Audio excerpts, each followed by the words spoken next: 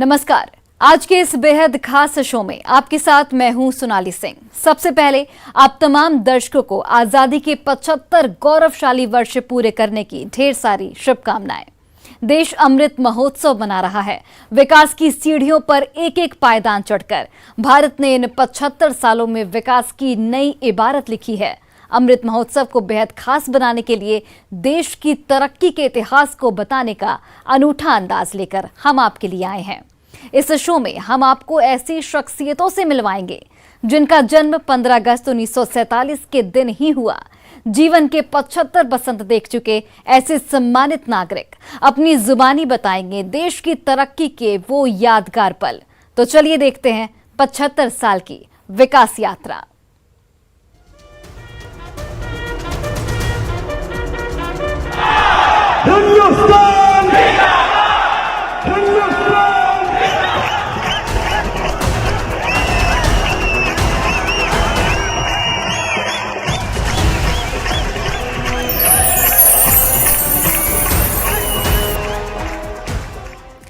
देश अपनी आजादी की 75वीं वर्षगांठ का जश्न मना रहा है। वाकई यह क्षण बेहद गौरवशाली है। उससे भी ज्यादा सुनहरी तस्वीर आजाद देश की तरक्की की है। 75 साल में विकास के टेढ़े मेढ़े रास्ते पर चलते हुए भारत ने दुनिया भर में आज अपनी धाक जमा ली है। इस रिपोर्ट के जरिए जानने की कोशिश करते हैं कि कैसे देश ने आजादी के बाद सामाजिक, आर्थिक और राजनीतिक स्तर पर विकास के नए आयाम गढ़े।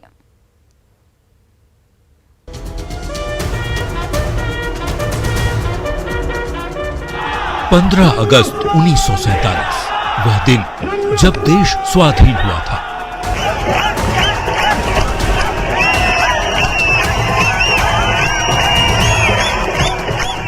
वह दिन जब ब्रितानी हुकूमत की जंजीरों से देश को आजादी मिली। वह दिन जब आजाद भारत का सपना साकार हुआ था।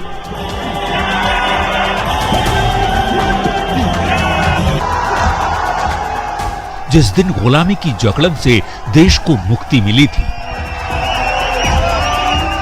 करीब 200 सालों तक अंग्रेजों की गुलामी का दंश झेलने के बाद आखिरकार वो दिन आ ही गया जब स्वाधीनता संग्राम के सिपाहियों की मेहनत रंग लाई। हिंदुस्तान आजाद हुआ। अंग्रेजों की गुलामी का दंश झेलती देश की जनता को स्वाधीनता का ऑक्सीजन मिला तो देश बढ़ चला तरक्की की ओर। खेत खलिहान से लेकर उद्योग और व्यापार जगत की तस्वीर बदलने लगी। कारखाने खुले, रोजगार बढ़ा और देश ने आर्थिक तरक्की की राह पकड़ ली। देश आगे बढ़ता गया, चलता ही गया। सांस्कृतिक, सामाजिक, राजनीतिक, आर्थिक, सैन्य, खेल और तकनीकी क्षेत्र की विकास यात्रा में देश ने अपनी एक पहचान बनानी शुरू की। दमदार भारत की तस्वीर उभरकर भी सामने आ चुकी है। अब भारत का खाद्यान्न उत्पादन 30.54 करोड़ टन तक पहुंच चुका है। आधारभूत संरचना, उद्योग धंधों का विकास और रोजगार में इजाफा हुआ है। 2022-23 में देश की आर्थिक विकास दर 8 से 8.5% रहने का अनुमान है। स्वदेशीकरण और आधुनिकीकरण से रक्षा क्षेत्र में आत्मनिर्भर बन रहा है भारत। अंतरिक्ष के क्षेत्र से अर्थव्यवस्था तक भारत की विश्व में धाक बन चुकी है। 75 साल की इस विकास यात्रा में कई कीर्तिमान बने।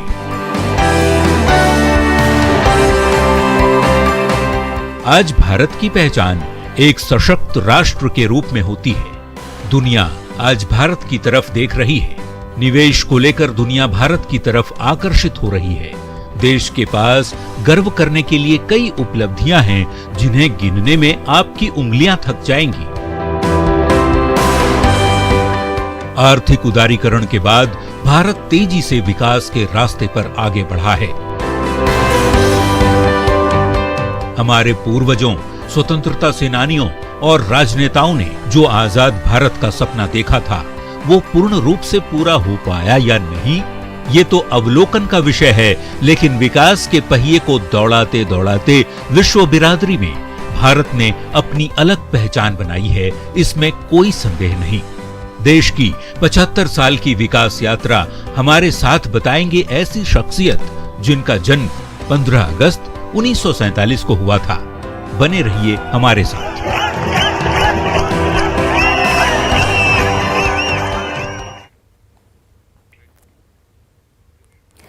भारत आजाद हुआ, देश को स्वाधीनता मिली तो 75 साल पहले की वो तस्वीर ताजी हो गई, जो अविस्मरणीय क्षण याद आने लगे जब देश ने कुर्बानियां देकर आजादी हासिल की थी। उन सुनहरे पल को आप और हम तो नहीं बता सकते, लेकिन वैसे लोग जरूर आपको उस दौर का हूबहू बता सकते हैं जो तब पैदा हुए थे। ऐसे ही बेहद खास मेहमानों तक पहुंची है न्यूज़ 18 की टीम। आप भी सुनिए 75 साल के विकास की कहानी इन बुजुर्गों की जुबानी।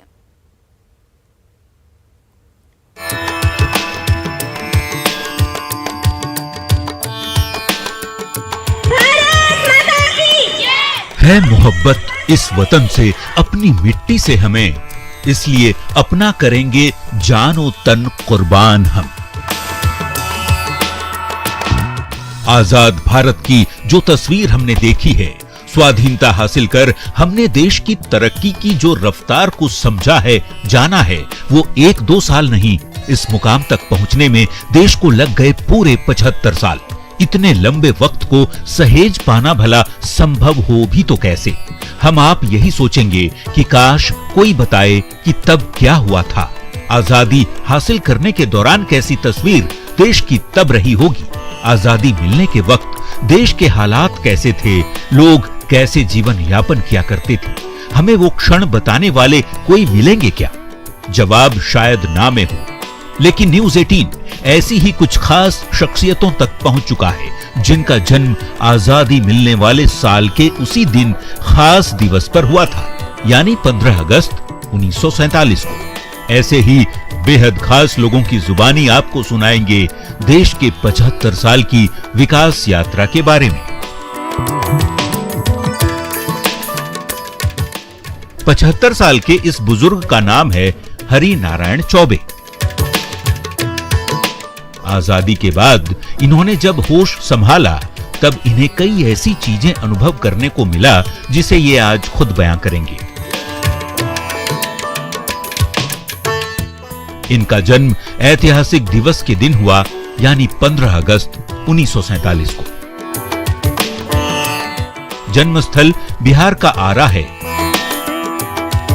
1968 में 20 साल की उम्र में बीएसएफ ज्वाइन किया, लेकिन पारिवारिक जिम्मेदारी के चलते बीएसएफ छोड़ सीसीएल ज्वाइन कर लिया। ड्यूटी के दौरान बमबाजी के शिकार भी हुए, तो इलाज के लिए केंद्र सरकार से मदद मिली। इन्होंने देश के पहले प्रधानमंत्री जवाहरलाल नेहरू से लेकर मौजूदा पीएम तक के कार्यकाल को देखा है।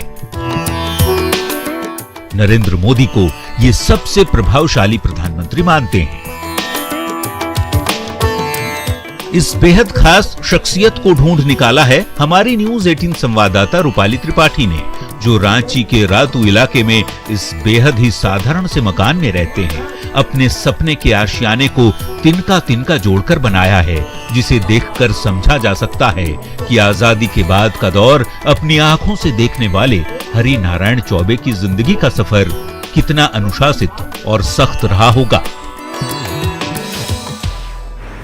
आज हम आपको एक ऐसे शख्स से मिलवाने जा रहे हैं जिनका जन्म भारत के ऐतिहासिक दिन 15 अगस्त 1947 को हुआ था। इनकी जीवन यात्रा आजादी के ठीक बाद से शुरू हुई थी, जो कि आज हम सबसे रूबरू कराएंगे। आइए इनकी ही जुबानी सुनते हैं कि किस तरीके से आजादी के बाद इनकी जीवन यात्रा रही है और किस तरीके से अपना अनुभव बताते हैं। पहला नंबर तो हम लोग की पढ़ाई चलती थी, नदी पार कर करके स्कूल जाना पड़ता था, 2-3 किलोमीटर, और पढ़ाई पूरा करने के बाद फिर मैंने कुछ दिन के बाद मैट्रिक करने के बाद मैंने बीएसएफ में ज्वाइन किया। उस समय लाल वाला तंबे का पैसा चलता था, एक अन्नी पीतल की चलती थी, दुअन्नी पीतल की चलती थी। अच्छा। हाँ, अरे 1 रुपया लेकर के हम लोग साग सब्जी खरीदने के लिए गए तो 2 झोला सब्जी भर करके ले आए, और उसमें से भी 2-4 पैसा है सो हम लोग को पॉकेट खर्चा के लिए बच जाया करता था। बात करूंगी, आपने काम किया है कई जगहें, तो उस काम के अनुभव शेयर करें कि किस तरीके से आपको कभी हादसा भी 1-2 की चपेट में आप आए हैं, वो क्या रहा? सर, हुआ यूं कि मैं उस समय जारंगडीह कॉलोनी में पदस्थापित था, वहाँ के सुरक्षा के हेड थे हम। चूंकि फील्ड में सर ठेकेदारी को लेकर के चाहे कोई बालू माफिया है, कोई माफिया है, सब लोग सीजीएम साहब से तो रुष्टे रहते थे, चूंकि वो बहुत ईमानदार अफसर थे। तो वो लोग सोचा कि ये हैं, इन्हीं पर काम तमाम किए, खेला जाए होली। लेकिन वे जो बम फेंकना शुरू किया तो एक गाड़ी पर हमारा लगा, उसी के दौरान हमारी उंगली है सो कट हुई जी। और यहाँ भी बाजू में लगा। इसका कंपनसेशन भी भारत सरकार से प्राप्त हुआ। तो सर, मैं दुनिया को नज़दीक से देखा हूँ। मैं सभी भाइयों से, सभी अफसरों से यही कहना चाहूँगा कि ईमानदारी मनुष्य की भूषण होती है। जो व्यक्ति जीवन में सदा सच्चाई और अच्छा मार्ग पकड़ेगा, उसे भगवान कभी भी तंग नहीं करेगा। एक सवाल पूछूंगी और कि कई प्रधानमंत्री आपके अभी तक की यात्रा में रहे हैं और गए हैं, तो अभी तक में सबसे प्रभावशाली कौन लगा, जिसमें लगा कि वाकई में भारत देश में आजादी के बाद से बदलाव आया? आज सर देखिए, सच्चाई तो कड़वापन होती ही है, लेकिन ये जरूर कहूँगा कि श्रीमान नरेंद्र मोदी जी, जो कि ऐसे प्रधानमंत्री हैं कि हर जवानों के रग रग में बस गए हैं, इसलिए कि भारत सरकार के वे प्रधानमंत्री रहते हुए जितना बीएसएफ को, आर्मी को, कोल इंडिया को, उन्होंने सुरक्षा कर्मियों को बहुत अपने मन और तन से मैंने ध्यान दिया है। अब आजादी से पहले जन्म लेने वाले इस शख्सियत से भी मिल लीजिए। नाम है हरिशंकर दुबे। जन्म 25 दिसंबर 1942 को हुआ। वाराणसी में जन्म हुआ। पुलिस के खौफ को चुनौती के तौर पर लेते हुए पुलिस की नौकरी कर देश की सेवा इन्होंने की। 80 साल की उम्र के हरिशंकर जी ने अपनी आंखों से देश की तरक्की को बेहद करीब से देखा है। अंग्रेजों की दहशत थी, लोगों में आक्रोश था, लूटपाट भी हुआ करता था, पुलिस आती थी तो सब पूरा का गांव खाली हो जाता था। चूंकि पुलिस को देख करके छिपना भी होता था कि कहीं अगर पुलिस ने पकड़ लिया तो बहुत दुर्गति होगी। उसका प्रभाव इतना पड़ा मेरे ऊपर कम से कम कि पुलिस को देख करके, अंग्रेजों को देख करके मेरे मन में ये इच्छा जागृत हो गई थी और मैंने एक संकल्प लिया था कि मुझे भी पुलिस में नौकरी करनी है। और जो आप कह रहे हैं कि पुलिस की सेवा किया, मैंने जरूर किया। मैंने उस समय देखा था कि गांव में मुखिया पद्धति होती थी। जो भी उस समय पुलिस आती थी, मुखिया से संपर्क करती थी। पूरे गांव का कैरेक्टर रोल मुखिया रखता था। कौन सरकार की खिलाफत कर रहा है, कौन उनकी मदद कर रहा है, इस सारी की सारी रिपोर्ट मुखिया देता था। मुखिया को उस समय एक बहुत बड़े अधिकारी के रूप में माना जाता था और गरीबों का तो मसीहा था ही था। इसके बाद अंग्रेजों का बहुत शुभचिंतक था। जो बात थी नेतागिरी की, वो राजनीतिक प्रभाव भी नहीं था, दबाव भी नहीं था। सभी लोग एक भूमिका में थे, किसी तरह अपना जीवन यापन करते थे, निर्वहन करते थे। धीरे धीरे आज 75 साल आज़ादी के हो गए। निश्चित रूप से मैं निर्विवाद ये कहना चाहूँगा कि मोदी जी का व्यक्तित्व मुझे सबसे अच्छा लगा और उन्होंने विकास पर जितना कार्य किया और देश को विश्व गुरु बनाने के लिए जो कदम उठाया उन्होंने, वो उसकी झलक तो मुझे 2014 में ही मिल गई थी कि 200 राष्ट्र संघ की मीटिंग में उन्होंने 200 देशों के सामने जो हमारी पुरानी परंपरा योग की थी उसको उन्होंने पास कराया। 173 देशों ने सर्वसम्मत से पास कर दिया और आज की स्थिति है कि हर 21 जून को योग दिवस मनाया जाता है, अंतर्राष्ट्रीय योग दिवस। इसके अतिरिक्त देश में यातायात की व्यवस्था कराया। मुझे ये भी याद है कि जब हम लोग पढ़ने जाया करते थे गांव के स्कूल में 8 किलोमीटर से नजदीक कोई स्कूल नहीं था, पैदल जाते थे, कोई साधन नहीं था, सड़कें इतनी बिल्कुल थी ही नहीं के बराबर थी। हम लोगों को बरसात के दिनों में नाला पार करने के लिए, नदी पार करने के लिए कपड़ा दूसरा एक लेके जाना पड़ता था, भीग के जाते थे, फिर आकर के उसको पहनते थे। पैर में जूते चप्पल भी नहीं हुआ करती थी, साइकिल का भी सुविधा नहीं थी, यहाँ तक कि घड़ी भी नहीं रहती थी कि हम लोग समय देख पाए। गांव में लालटेन जलती थी और एक चिराग कहते हैं ना, मिट्टी का तेल डाल करके या सरसों का तेल डाल करके उससे भी पढ़ा करते थे हम लोग। चवन्नी, अठन्नी, दुवन्नी इस तरह के सब हुआ करते थे सिक्के, और मन होता था उस समय। अब किलो में आ गया सब सारी चीज, तो बहुत सारी चीजें मैट्रिक टन हो गया, तो बदलाव तो बहुत आया। लेकिन उस समय रास्ते नहीं थे, गाड़ियां नहीं थी। आज हर व्यक्ति के पास गाड़ियां हो गई, एक नहीं 4-4 गाड़ियां। नाम त्रिलोकीनाथ त्रिपाठी। जन्म 22 जनवरी 1944। 75 साल पहले की तस्वीरों को अपनी आंखों से देखा है। त्रिलोकीनाथ जी तब से देश की विकास यात्रा को देख रहे हैं जब से देश स्वाधीन हुआ। हमने जब इनसे आजादी से पहले और बाद की तस्वीरों के बारे में जानना चाहा तो सुनिए वो अनसुने किस्से इन्हीं की जुबानी। आपके हाथ में कुछ दिख रहा है, वो क्या है बताएं? ये हम लोगों का सिक्का कलेक्ट करने का, 1 अन्नी 2 अन्नी पैसा ढेला ये सिक्के होते थे। उसको इस तरह के मट्टी के डब्बे में, पहले मट्टी के होते थे, 50 साल पहले का डब्बा है, 50 साल पहले ये है। पहले इसके पहले मट्टी का कुम्हार बना के देता था, उसमें सिक्के इकट्ठा करते थे। सिक्के बहुत इम्पोर्टेंट हुआ करते थे। एक आना 4 आना पैसे अगर हम लोगों को मेला देखने के लिए मिलता था तो उसमें खर्च करके बचा के चले आते थे। और इतना खुशहाल जीवन था, कोई संसाधन नहीं था, संसाधन की इतनी कमी थी, मूलभूत सुविधाएं बिल्कुल नहीं के बराबर थी।